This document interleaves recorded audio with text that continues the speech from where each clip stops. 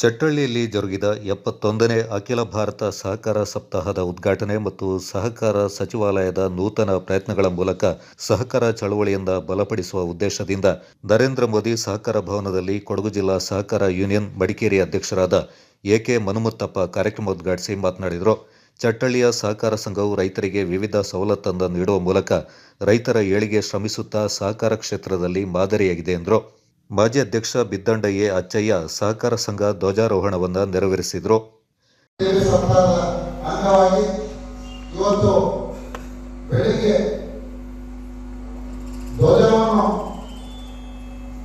ನೆರವೇರಿಸಿದಂತ ಧ್ವಜಾರೋಹಣ ಮಾಡಿದಂತ ನಮ್ಮೆಲ್ಲರ ಹಿರಿಯ ಸಹಕಾರಿಗಳು, ಈ ಸಂಸ್ಥೆಯ ಮಾಜಿ ಅಧ್ಯಕ್ಷರು, ನನ್ನ ಆತ್ಮೀಯರಾಗಿರ್ತಕ್ಕಂಥ ಬಿದ್ದಂಡ ಅಚ್ಚಯ್ಯನವರೇ, ಚಟ್ಟಳ್ಳಿಯಲ್ಲಿ ಸಹಕಾರ ಕ್ಷೇತ್ರ, ಸಹಕಾರ ಸಂಘ, ಸಹಕಾರ ಯಾವ ರೀತಿ ಇರಬೇಕು ಅಂತ ಹೇಳುವಂತ ಒಂದು ಕ್ರಾಂತಿಯನ್ನೇ ಮಾಡಿರ್ತಕ್ಕಂಥ ಜಿಲ್ಲೆಯಲ್ಲಿ ಒಂದು ಮಾದರಿ ಸಹಕಾರ ಸಂಘವಾಗಿ ನಡೆಯತಕ್ಕಂಥ ಇದರ ಅಧ್ಯಕ್ಷರಾಗಿರ್ತಕ್ಕಂಥ ನನ್ನ ಆತ್ಮೀಯವಾಗಿರ್ತಕ್ಕಂಥ ಬಲ್ಲಾರ ಮಣಿಯುತ್ತಪ್ಪನವರೇ, ಚಟ್ಟಳ್ಳಿ ಪ್ರಾಥಮಿಕ ಕೃಷಿ ಪತ್ತಿನ ಸಹಕಾರ ಸಂಘದ ಅಧ್ಯಕ್ಷರಾದ ಬಲ್ಲಾರಂಡ ಮಣಿಯುತ್ತಪ್ಪ ಅಧ್ಯಕ್ಷತೆ ವಹಿಸಿ ಮಾತನಾಡಿ, ಸಹಕಾರ ಕ್ಷೇತ್ರದಲ್ಲಿ ಪ್ರತಿ ವರ್ಷ ನವೆಂಬರ್ 14ರಿಂದ ಸಹಕಾರ ಸಪ್ತಾಹವನ್ನು ಆಚರಿಸ್ತಾ ಇದೆ.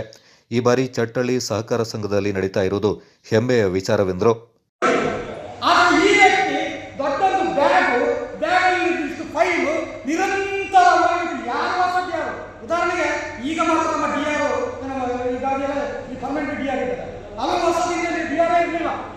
ಎಲ್ಲ ಟೆಂಪರರಿ ತಾತ್ಕಾಲಿಕವಾಗಿದ್ರು.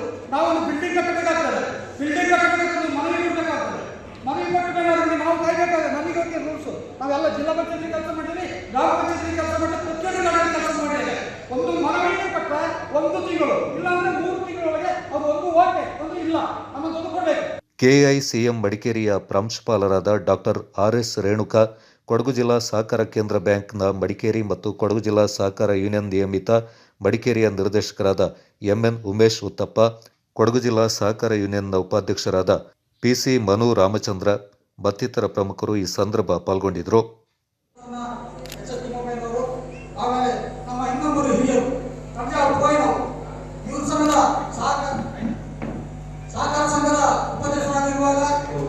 ನೂಜಿಬೈಲು ನಾಣಯ್ಯರವರಿಗೆ ಮತ್ತು ಕೊಳಂಬೆ ಆರ್ ಚಂದ್ರಶೇಖರ್ ಅವರಿಗೆ ಹೃತ್ಪೂರ್ವಕವಾದ